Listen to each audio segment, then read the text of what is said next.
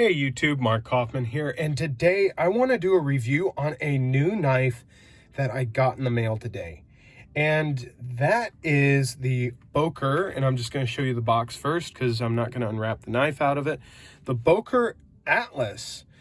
And this is the box you get it in. The box is, a little disappointing, but also the knife is around, I think, $30 to $25.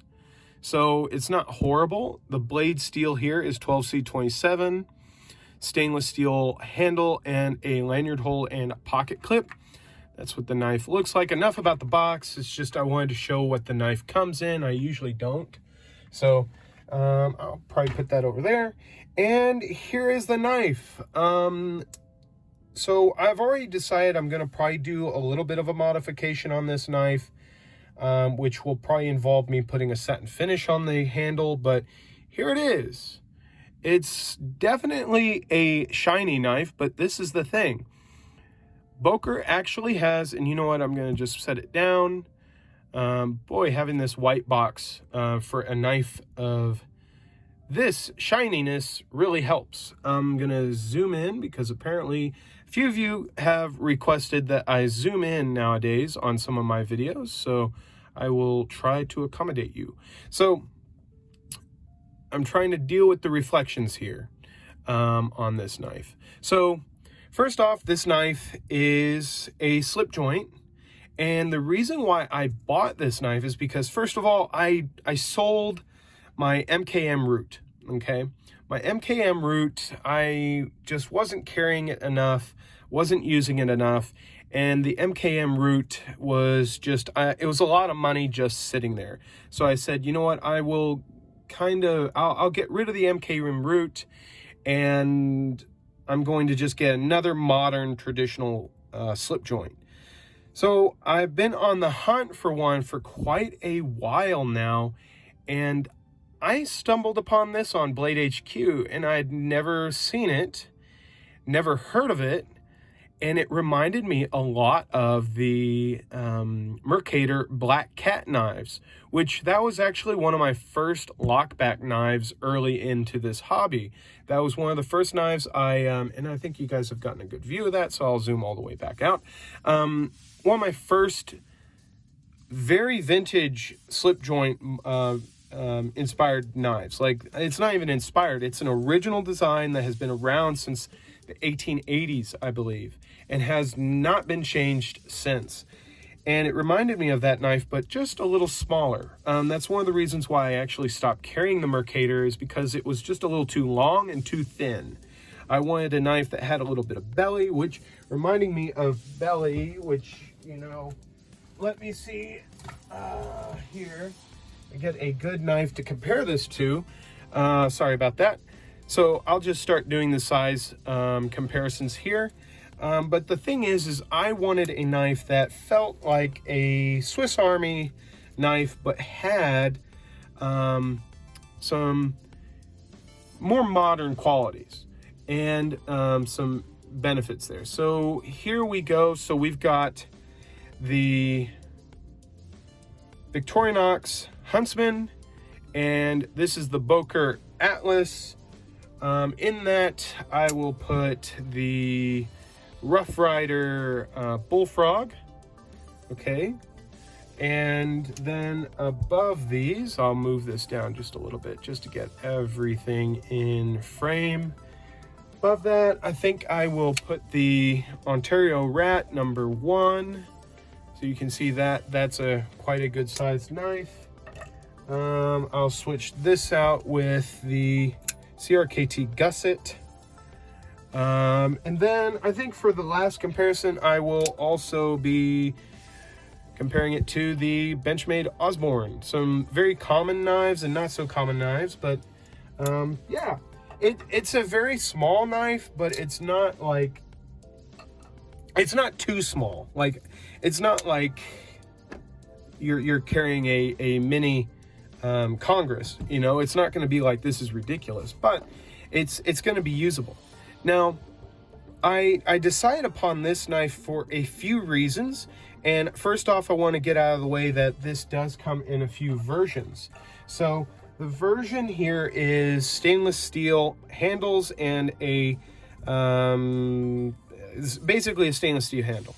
You can get the stainless steel handle, or you can get one with a black handle with this backside. Actually, this is I'll explain that later, but this here is the back spring, and then the lanyard hole. All that's stainless steel, but this top section would be black. Then they also have a copper, and then they also have a brass.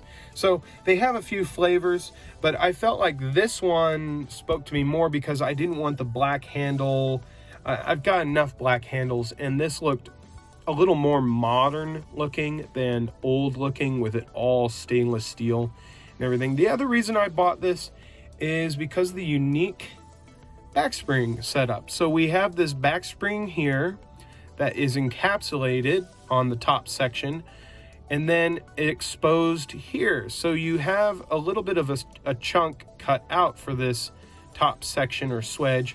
So then when you close it, that actually is like hidden, but it will still raise up.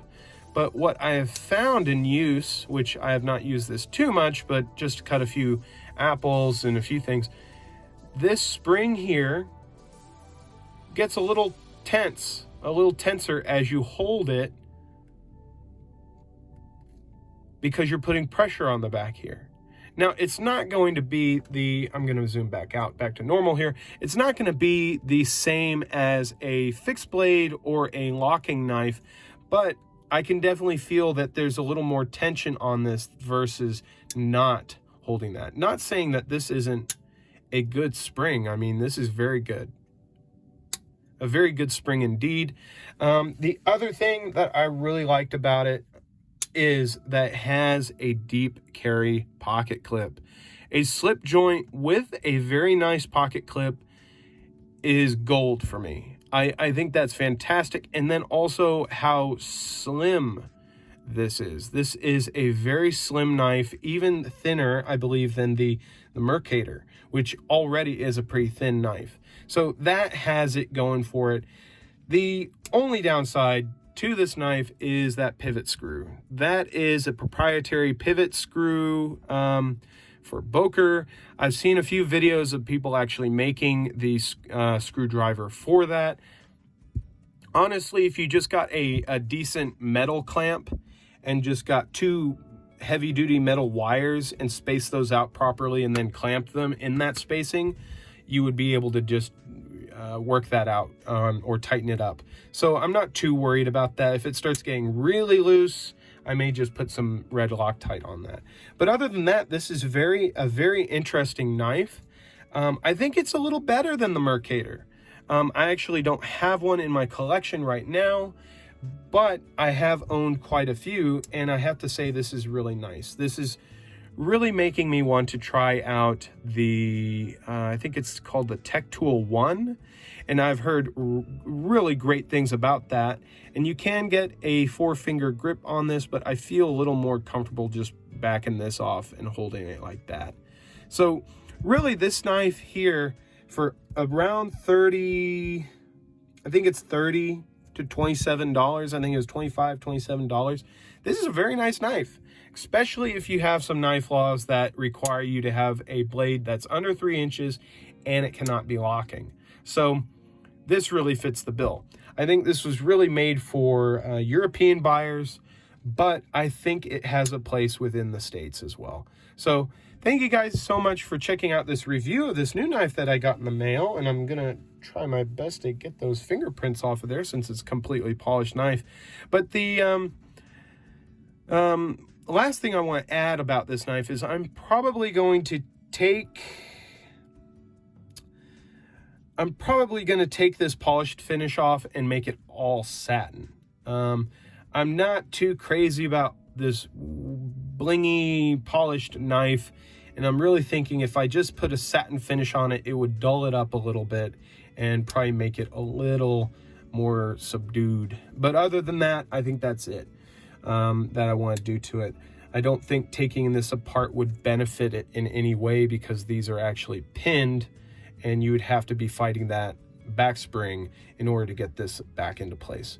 So yep, that is it for this review and just discussion about this knife. I mean, I'm happy with it. I'm very, very happy with it. And I'm just glad that I have another modern slip joint here that has a well-executed sharpening choil, a great blade, which would fit into a lot of different tasks. And it's very thin. I mean, I carried this today and I just didn't even realize I had it in my pocket.